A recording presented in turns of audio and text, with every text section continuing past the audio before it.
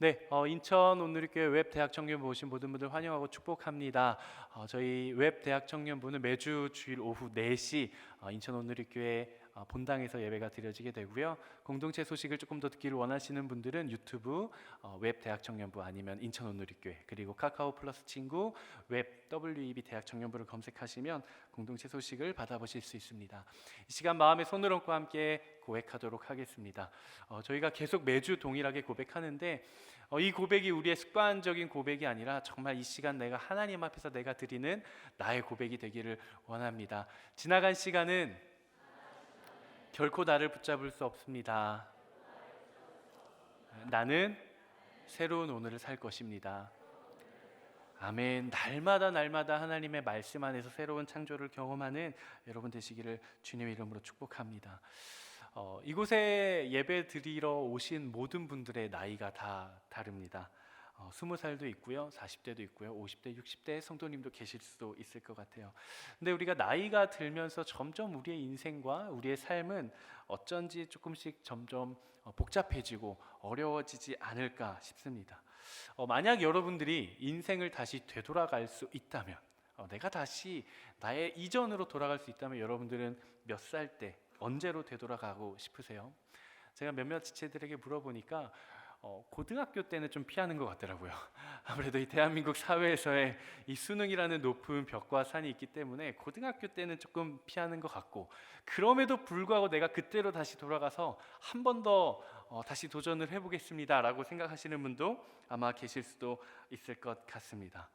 여러분들은 언제로 돌아가고 싶으세요? 제가 말씀을 준비하면서 나였다면, 만약에 내가 다시 늙는 게 아니라, 다시 나이를 먹는 게 아니라 그 나이대로 쭉 갈 수 있다면 나는 언제가 가장 행복했나 봤더니 뭐 성적, 뭐 관계 이런 스트레스 아무것도 없이 그냥 수업 끝나면 친구들이랑 놀이터 가서 맨날 놀고 저녁까지 놀고 깡통 차고 놀고 이랬던 그때가 가장 복잡한 인생이 아닌 가장 행복한 삶을 살지 않았나?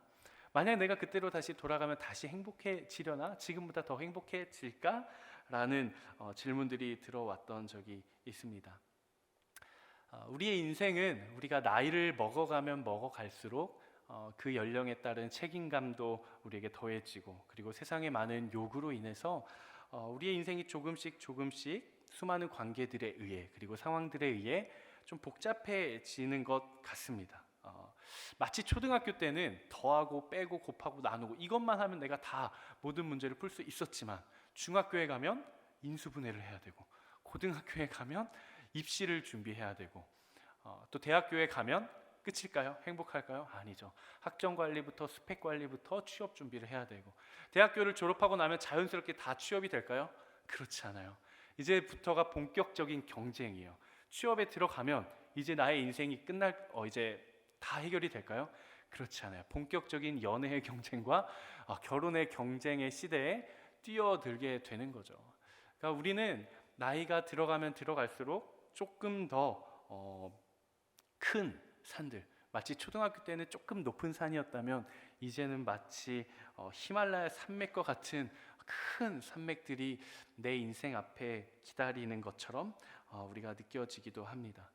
어쩌면 우리가 대한민국이라는 사회 속에 살아가면서 이 사회 속에 살아가는 우리의 그리고 세상이 요구하는 순리이고 이치일지도 모르겠습니다.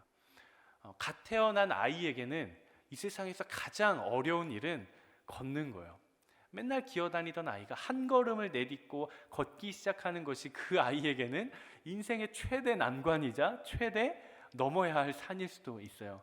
하지만 우리가 어른이 되고 우리의 삶을 살아가고 사회 속에서 살아가다 보면 걷는 것은 문제가 아니라 남들에게 뒤처지지 않기 위해 더 열심히 뛰고 먹고 사는 문제를 우리가 해결해야 하는 것입니다. 그래서 우리가 세상을 살아가면 살아갈수록, 그리고 나의 나이가 먹어가면 먹어갈수록 우리는 점점 더 세상이 요구하는 수많은 요구들과 복잡한 인생을 살아가게 된다라는 거예요. 마치 어느샌가 꼬여버린 이 실타래처럼 어디서부터 하나씩 풀어가야 할지 내가 가지고 있는 나의 삶의 관계도, 그리고 취업도, 연애와 결혼도, 가정도, 공동체도, 내 주변에 있는 모든 관계들도 내가 이것을 어디서부터 하나씩 하나씩 해결하고 풀어가야 할지 감히 엄두도 내지 못하고 살아갈 수도 있을지 모르겠습니다.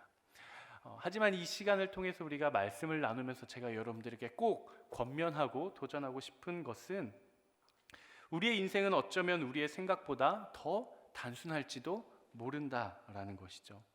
내가 마주하고 있는 상황과 환경, 내가 마주하고 있는 나의 삶의 상황은 복잡해 보이고, 내가 처해 있는 나의 환경은 복잡해 보일지라도 그 모든 상황과 환경을 해결하는 방법, 즉 나에게 마주하고 있는 나의 인생, 나의 삶을 살아내는 방법은 생각보다 쉽고 간단할지도 모른다라는 것이죠.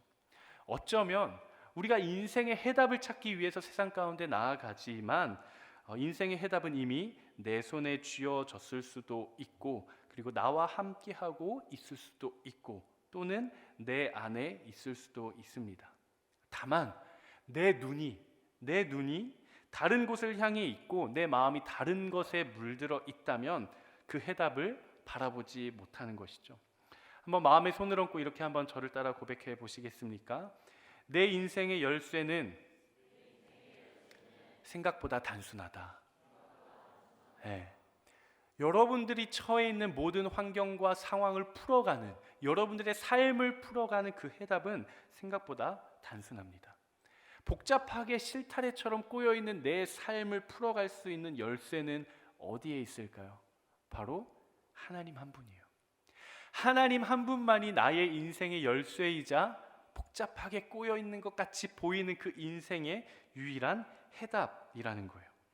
바로 하나님이 나의 인생의 실타래를 풀어주실 유일한 실마리가 되어주시는 거죠. 그렇다면 중요한 것은 왜 하나님이 나의 인생의 실마리가 되어주시냐라는 거죠. 자막이 준비되어 있는데요, 한번 같이 읽어보겠습니다. 시작. 하나님이 내 인생의 열쇠인 이유는 그분이 나를 창조하셨기 때문이다. 아멘. 하나님이 내 인생의 열쇠가 되어주시고, 또 복잡해 보이는 나의 모든 상황과 나의 관계, 비전, 진로, 연애와 결혼, 모든 것의 해답이 되어주시고, 또 복잡하게 꼬여버린 것처럼 보이는 나의 인생을 풀어갈 수 있는 유일한 실마리, 유일한 해답, 유일한 열쇠가 되시는 이유는 그분이 나를 창조하시고 그분이 나를 만드신 창조주라는 사실입니다. 하나님보다 나를 더 잘 아시는 분은 없어요. 여러분 정말 그렇게 고백하세요? 우리가 믿고 있는 하나님보다 나의 삶의 상황에 무엇이 필요한지, 지금 나에게 무엇이 주어져야 하는지를 나보다, 내 친구보다, 우리 부모님보다 가장 정확하게 아시고 잘 아시는 분이 바로 하나님이신 거예요. 그분만이 나의 유일한 해답이에요. 우리가 유아기 시절을 지나고 있든, 아니면 청소년기를 지나고 있든, 아니면 청년의 시절, 대학교의 시절, 혹은 성인이 되고 나서 노년에 이르러 우리가 살아가고 있는 환경과 우리가 살아가고 있는 상황이 달라졌다고 한들 우리가 인생을 살아가는 방법, 그리고 인생의 정답마저 달라지는 것은 아니라는 거예요. 달라지는 것은 나의 삶의 상황이고, 그리고 그 상황, 세상이 요구하는 나의 삶의 상황을 풀어내고 반응하는 내가 달라졌을 뿐이지, 우리가 정말 본질 속에서 우리의 인생을 풀어가야 하는 그 방향은 언제나 동일하다라는 것입니다. 인생이 나에게 요구하고 질문하는 것은 딱 하나예요. 창조주 하나님은 어디 계시는가? 우리가 마주하고 있는 모든 상황과 순간 속에서 인생이 나에게 요구하는 질문은 결국 내가 어떤 상황을 마주하고 있든, 내가 어떤 어려움과 어떤 인생의 복잡함 가운데 서 있다고 하더라도 결국 그 상황이 나에게 질문하는 것은 하나라는 거예요. 너에게 창조주 하나님이 어디 계시느냐? 하나님을 발견하는 거죠. 상황 속에서 문제를 발견하는 것이 아니라, 세상이 요구하는 해답, 세상이 요구하는 어떤 방법들을 발견하는 것이 아니라, 나를 창조하시고 나보다 나를 더 잘 아시는 창조주 하나님을 찾고 하나님을 발견하고 기억하는 것.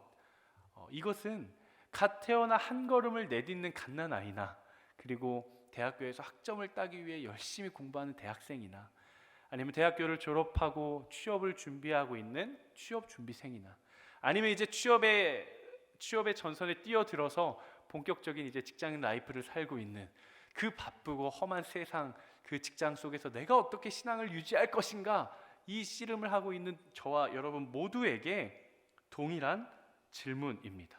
결국 답은 하나죠. 하나님이 어디에 있는가?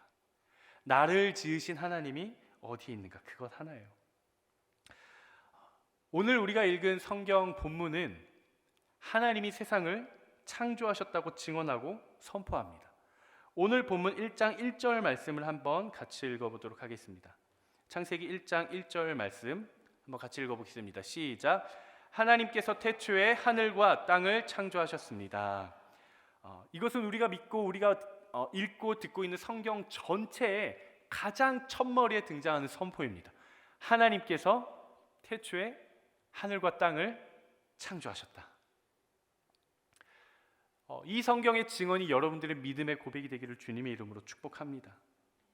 성경은 증언합니다. 하나님께서 태초에라고 이야기하고 있어. In the beginning. 모든 것의 시작을 우리는 어떻게 알 수 있는가? 흔히 이런 질문이 있죠. 닭이 먼저인가? 달걀이 먼저인가? 여러분은 어떻게 생각하세요? 닭이 먼저 있어야 달걀이 나올 수 있을까? 아니면 달걀이 있어야 병아리가 태어나고 닭이 성장할 수 있을까요? 닭이 먼저일까? 달걀이 먼저일까? 저는 모르겠어요. 저는 모르겠는데 어떤 한 목사님이 그렇게 이야기하시더라고요. 김 목사, 하나님이 먼저요. 이렇게 이야기하시더라고요. 닭도 달걀도 결국에는 하나님으로부터 왔군요. 제가 이렇게 이야기했던 적이 있습니다. 창세기 1장 1절이 증언하는 것은 이것입니다. 하나님이 모든 것의 시작이다. 하나님이 곧 시작이다라는 거예요. 그러니까 하나님께서 어떤 지점에 계시다가 이제는 내가 세상을 좀 만들어 봐야겠다. 내가 너무 심심하고 할 게 없으니 이제는 내가 세상을 만들 때다라고 해서 어느 시점이 되어서야 창조가 시작되었다, 이런 증언이 결코 아닙니다. 우리가 창세기를 읽어가면서 특히나 창조 기사를 읽어갈 때 빠지지 말아야 할 오류 중에 하나는 창세기에서 증언하고 있는 성경의 본문들을 시간의 흐름 순으로 계속해서 이해하려고 하는 우리의 어떻게 보면 사고의 체계, 사고의 관념이에요.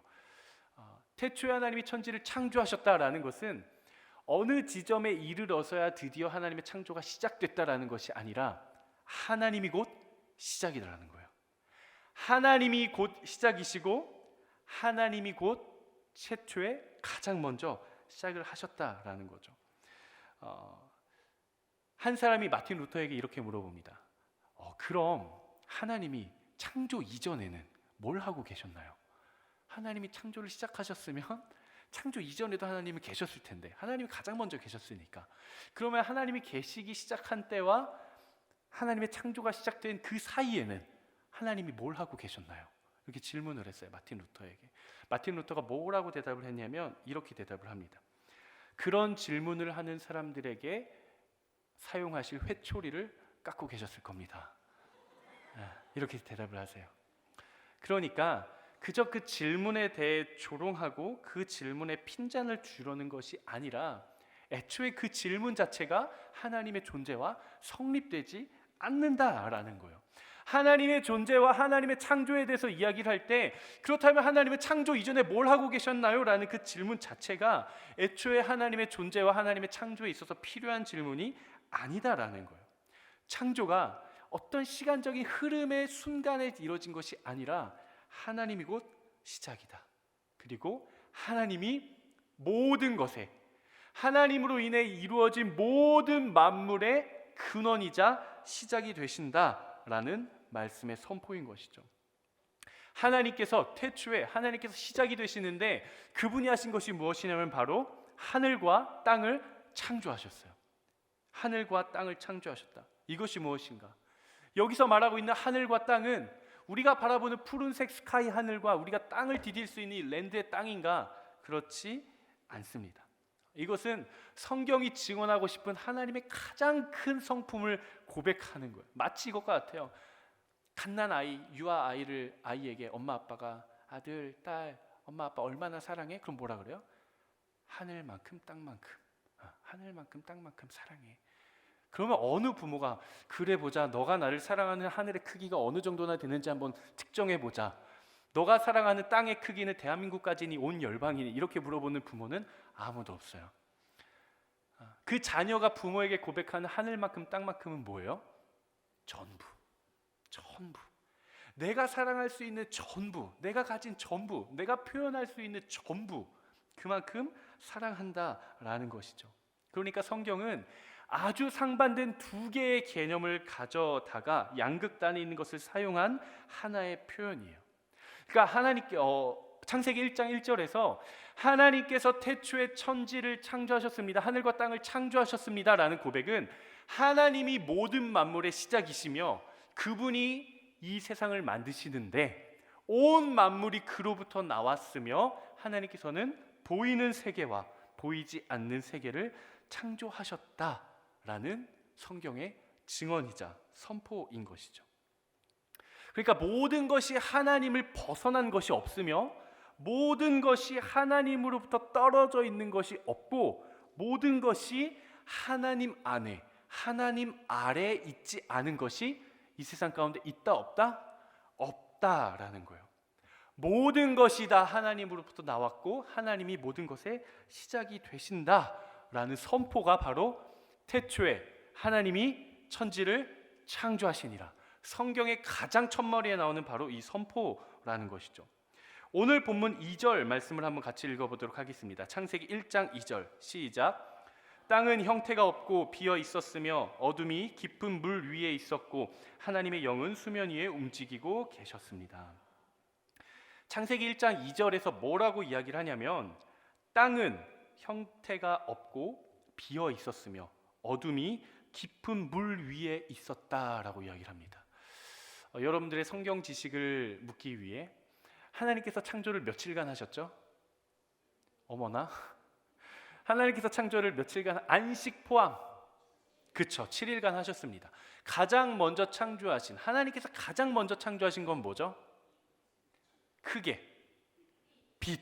하나님은 가장 먼저 빛을 창조하셨습니다. 빛이 있으라 하시니 빛이 있었다라고 이야기를 해요. 근데 오늘 창세기 1장 2절 말씀을 보면 빛이 있기 이전에 뭐가 나옵니까? 땅이 나오고 물이 나와요. 뭐지? 성경은 분명히 하나님께서 빛을 가장 먼저 창조하셨는데 빛을 창조하시기 이전에 이미 이 세상에 땅이 있고 물이 있네? 그럼 하나님이 빛을 창조하시기 전에 땅과 물을 먼저 창조하신 건가? 그리고 나서 빛을 창조하신 건가? 아니면 하나님이 빛을 먼저 창조하셨는데 이 땅과 물은 도대체 무슨 의미지? 궁금증이 들기 시작을 하죠. 우리가 함께 나눠보면 좋을 것 같아요. 창세기 1장 2절에서는 땅이 형태가 없고 비어 있었으며 어둠은 깊은 물 위에 있었다라고 이야기를 합니다. 가장 먼저 여러분들과 나누고 싶은 것은 하나님은 빛을 가장 먼저 창조하셨습니다. 그렇다면 여기서 증언하고 있는 땅과 물이라는 것은 무엇인가? 우리가 아까 나눴던 것처럼 우리가 성경의 증언을 논리적인 순서나 시간적인 흐름에 따라 이해하는 것이 아니라 성경이 증언하고 있는 하나님이 어떤 하나님인지, 성경이 나타내고 있는 하나님의 능력이 어떤 능력인지, 그리고 성경이 밝히고 싶고 성경이 선포하고 싶은 하나님의 성품은 무엇이고 그분이 어떻게 존재하시며 그분의 계획과 뜻이 무엇인지를 파악하며 우리가 성경을 읽어가야 하는 거예요.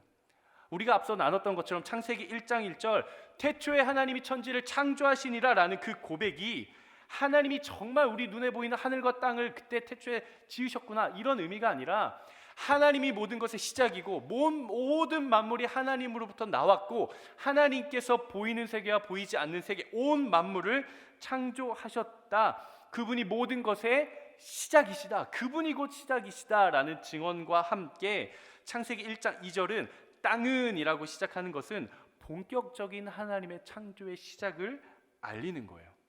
본격적인 하나님의 창조의 시작을 알리는데, 그때 당시 하나님의 창조가 시작되기 전에 존재했던 것은 땅과 물입니다 라는 의미가 아니라, 하나님의 가장 완벽한 계획과 그분의 목적과 그들의 의도대로 본격적인 창조가 이루어지기 시작하기 이전의 상태, 존재가 아닌 상태를 가리키는 거예요. 개역개정으로 보면 이렇게 되어 있습니다. 땅이 혼돈하고 공허하여 흑암이 깊음 위에 있다라고 이야기를 해요. 그러니까 본격적인 하나님의 창조가 시작되기 이전의 존재가 아닌 상태는 형태가 없다는 거예요. 영어 성경에서 보면 empty라고 나옵니다. 형태가 없고 어둠이 있다. 어둠이 있다라는 것은 무의 상태를 가리킵니다. 아무것도 없는 무의 상태. 땅이 혼돈하고 공허하고 흑암이 깊음 위에 있다. 혼돈이라는 것은 질서가 없다라는 거예요. 질서도 없고 형태도 없고 비어있고 아무것도 없는 그런 무의 상태, 즉 하나님이 없는 상태, 하나님의 능력이 나타나지 않는 상태를 의미하고 밝히는 게 바로 창세기 1장 2절입니다. 그러니까 창세기 1장 2절은 하나님의 창조가 시작되기 이전에는 어떤 것들이 있었다 이런 의미가 아니라, 하나님의 계획, 특정한 목적과 계획에 의해 완성된 창조 이전의 무질서한 모습을 묘사해주고 있는 것이죠. 창조 이전에 뭐가 있었다가 아니라 하나님의 능력과 질서가 미치지 않았음을 나타내는 상태입니다. 여러분, 그런데 이 창세기 1장 2절의 이 상태, 하나님의 능력이 나타나지 않고 하나님이 없고 하나님의 계획이 나타나지 않고 하나님의 목적이 드러나고 있지 않은 이 상태, 마치 이 상태가 거센 풍파와 거센 파도를 거스르며 살아가는 마치 우리의 인생과 같지 않습니까? 여러분들의 현재 삶의 상황, 여러분들이 마주하고 있는 모든 인생의 문제들, 누구에게 이야기하고 있지 못한 나 홀로 가지고 있는 나의 마음을 좀먹고 나의 영혼을 갉아먹고 있는 상황들, 나의 기도 제목들, 나의 고민거리들, 나의 삶의 모든 상황들, 정리되어 있지 않고 하나님의 능력이 나타나고 있지 않은 그 상태가 마치 오늘 본문의 2절의 말씀과 같지 않으십니까? 창세기 1장 2절이에요.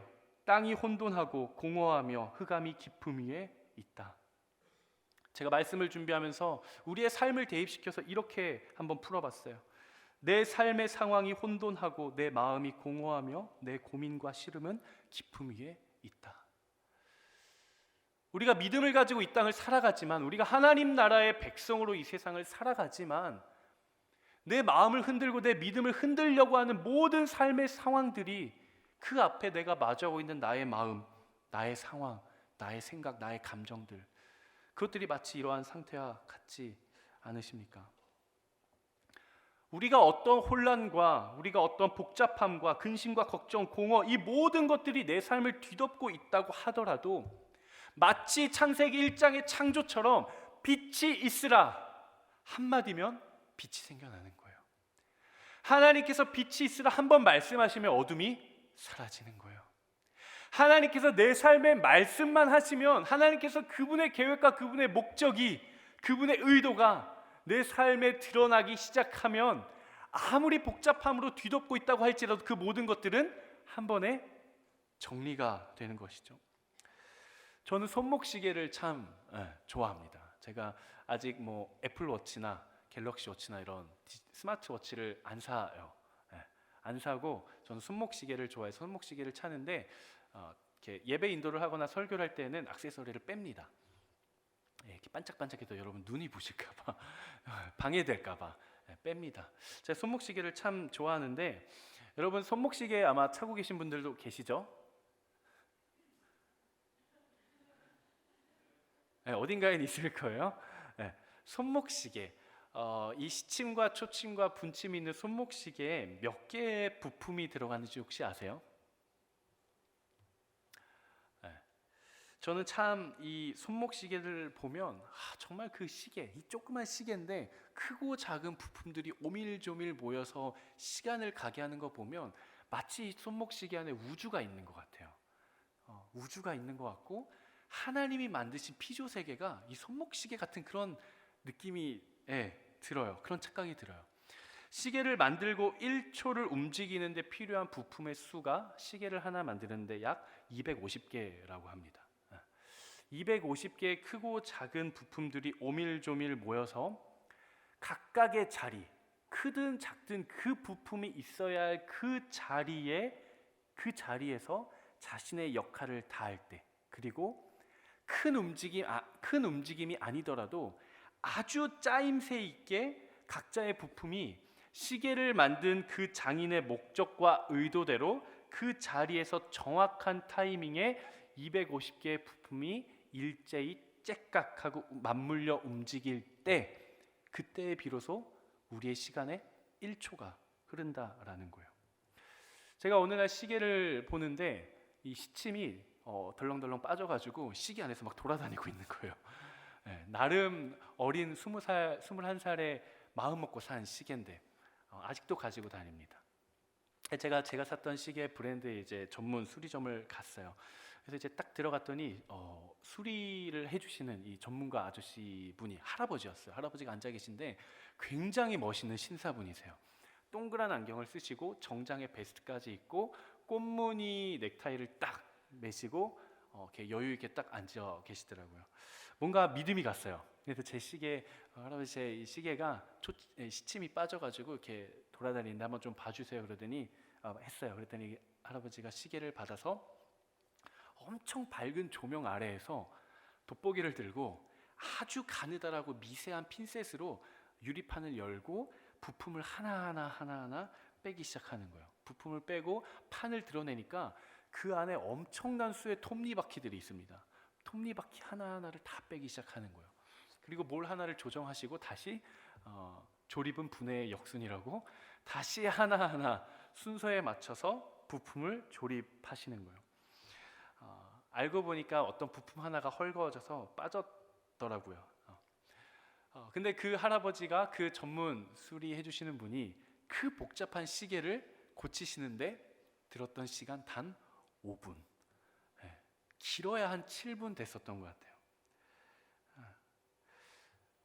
크고 작은 부품 하나하나를 오밀조밀 미세한 핀셋으로 조립하시면서 다시 시계를 조립을 하신 거예요. 그러자 그 수많은 부품들이 각자의 자리에서 제 역할을 하더니 째깍할 때마다 모든 부품들이 움직이면서 시간이 가기 시작했습니다.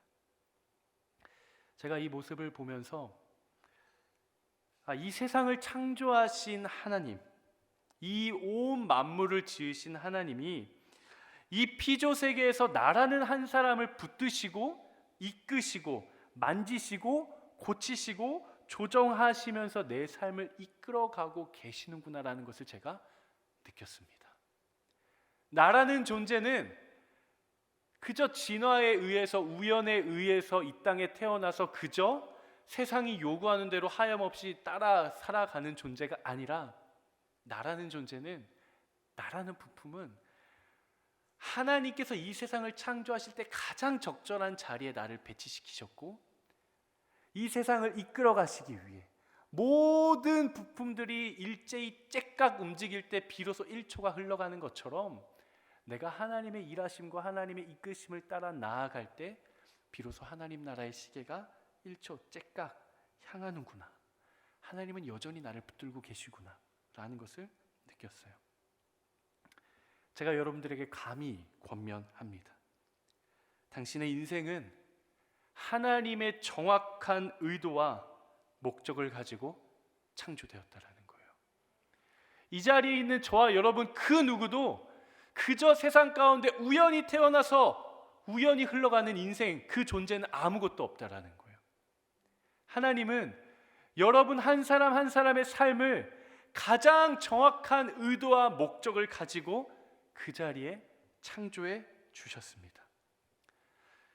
여러분, 이 세상이 복잡해 보이세요? 여러분이 살아가고 있는 여러분들의 삶이 너무나도 복잡하게 꼬여 있으십니까? 그렇다면 여러분, 그것을 가지고 하나님께 나아가십시오. 여러분의 인생 그대로 내가 만지는 것이 아니라 정말 시침이 빠져서 그냥 허둥거리며 돌아가고 있는 그 상태 그대로 들고 하나님께로 가십시오. 하나님께서 여러분들의 인생을 지으셨습니다. 하나님께서 여러분들의 인생을 만지고 계세요. 하나님께서 여러분들의 인생을 붙들고 계시고 지금도 하나님 나라의 시간을 정확하게 맞추기 위해 여러분들의 인생을 조정하고 계신 거예요. 정확한 의도와 목적을 가지고 그 자리에 배치하신 분이 바로 하나님이세요. 그게 바로 당신의 인생입니다. 하나님의 손길이 닿는 곳마다 무질서 속에 질서가 꽃피우게 됩니다. 그리고 하나님의 숨이 닿는 곳마다 근심과 절망과 사망이 소망과 희망으로 노래하게 되고 하나님의 사랑이 닿는 곳마다 모든 문제가 해결이 되는 거예요. 우리는 인생의 어떤 상황을 마주하든 그리고 지금 우리가 걸어가고 있는 나의 삶의 인생이 어디 가운데 있든 그리고 저 높은 세상이 저 넘을 수 없을 것만 같은 저 높은 벽의 세상이 나를 향해 무엇을 요구하든 모든 순간 모든 호흡마다 나를 창조하신 창조주 하나님을 먼저 찾아야 합니다. 우리가 서 있는 그곳에서 하나님을 먼저 구해야 하는 거예요. 그래서 우리가 찬양으로도 고백을 합니다. 눈을 들어 산을 보아라. 너의 도움 어디서 오나? 뭐라고요? 천지를 지으신 너를 만드신 여호와께로다. 여러분 기억하십시오. 여러분이 어디에서 무엇을 하든 여러분들이 어떤 상황 가운데 놓여 있든 그 모든 혼돈과 복잡함과 공허와 흑암은 다 하나님 아래에 놓여 있습니다. 그 모든 상태는 하나님의 만지심과 하나님의 선포를 통해 새롭게 창조가 될 것입니다. 주먹을 이렇게 쥐보시겠어요? 이렇게 쥐지 마시고 이렇게 가볍게 꽉 쥐지 마시고 가볍게 한번 쥐어보세요. 그리고 여러분들의 눈 앞에 얼굴에 가져다 보시겠어요? 뭐가 제일 크게 보입니까? 내 주먹이 제일 크게 보여요. 그럼 이번엔 한번 이 주먹 똑같은 주먹을 쥐고 내가 제일 멀리 둘 수 있는 가장 멀리에 둬 보시겠어요? 나의 시야에서 내가 이것만을 바라보고 있으면 이게 가장 크게 보여요. 이 삶의 문제가 가장 크게 보여요. 그런데 내가 이것을 좀 더 멀리 두면 나의 인생에서 이게 차지하는 비중이 그렇게 크지 않구나. 내가 그렇게 인생의 가장 큰 고민처럼 느껴졌던 나의 인생의 고민들도 세상에 지으신 하나님의 만물 속에서 보면 조그맣게 보이는구나. 그리고 나의 주먹만 보이는 것이 아니라 그 뒤에 그 너머에 계신 창조주 하나님을 바라보게 되는 거예요. 하나님의 뜻과 하나님의 계획과 하나님의 선포가 들어있는 성경은 창세기 1장 1절에서 여러분들에게 이렇게 선포합니다. 태초에 하나님이 천지를 창조하시니라. 바로 이 성경의 선포가 여러분들의 인생에 선포하는 거예요.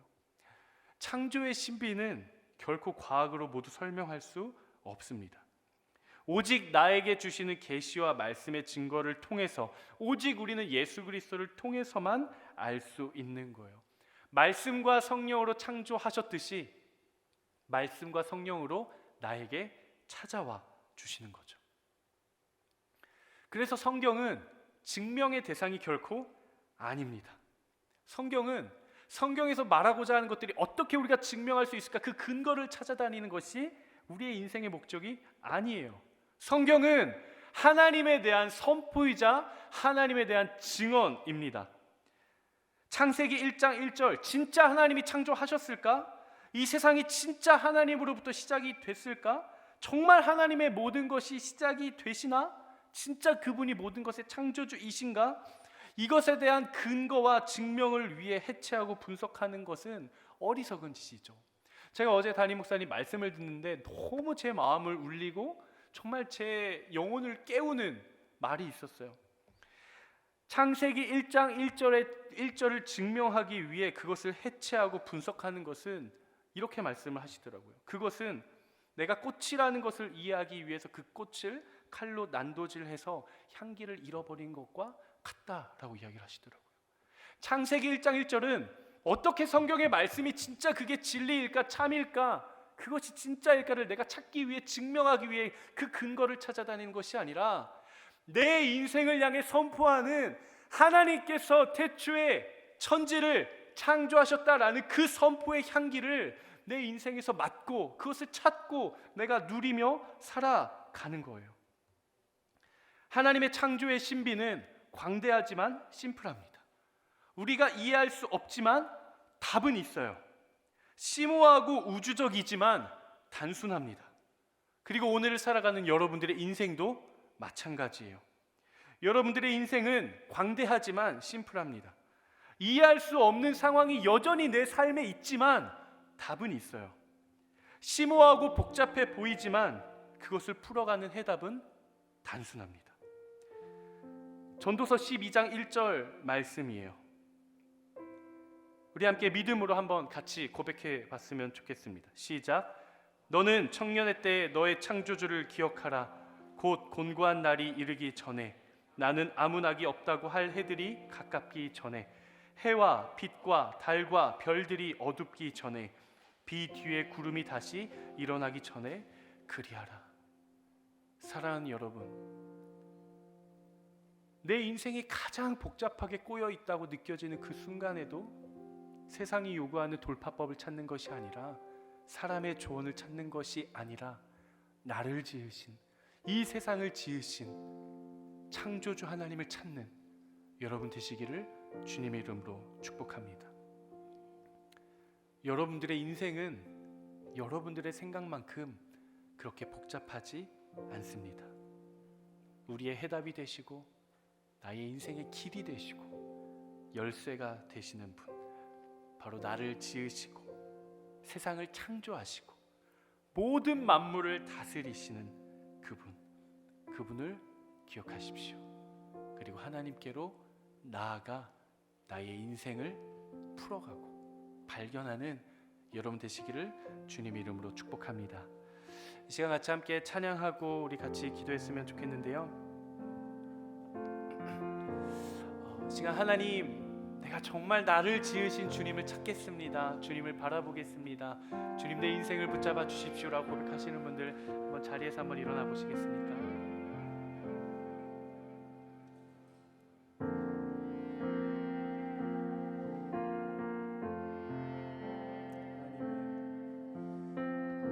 하나님은 여전히 여러분들을 지키고 계십니다.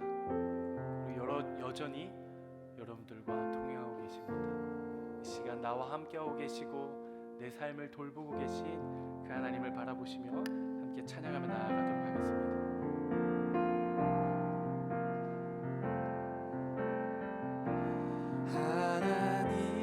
하나님은 너를 지키시는 자 너의 우편에 그늘 되시니 낮에 해와 밤의 달도 너를 해치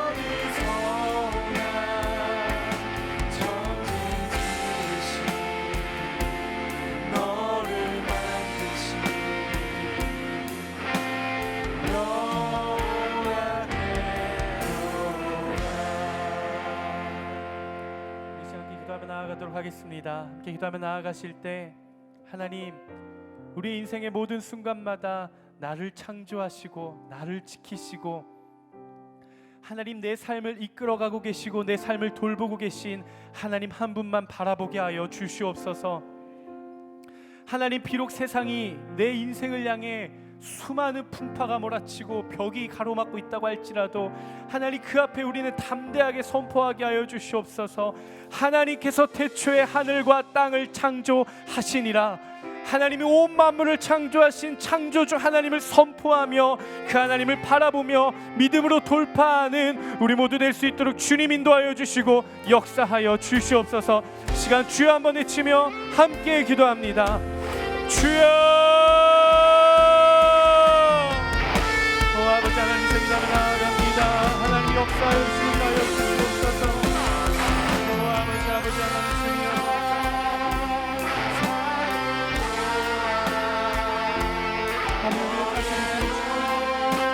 주님을 바라보며 나아가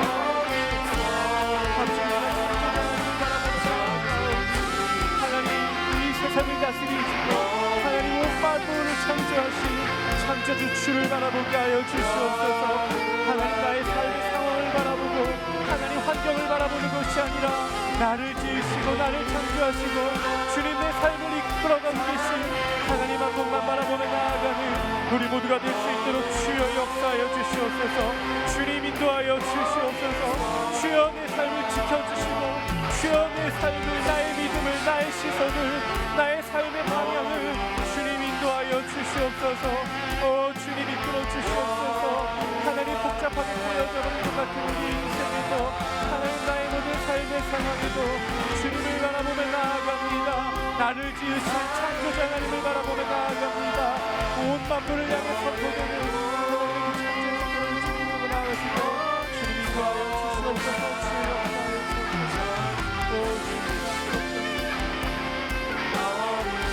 주시옵소서.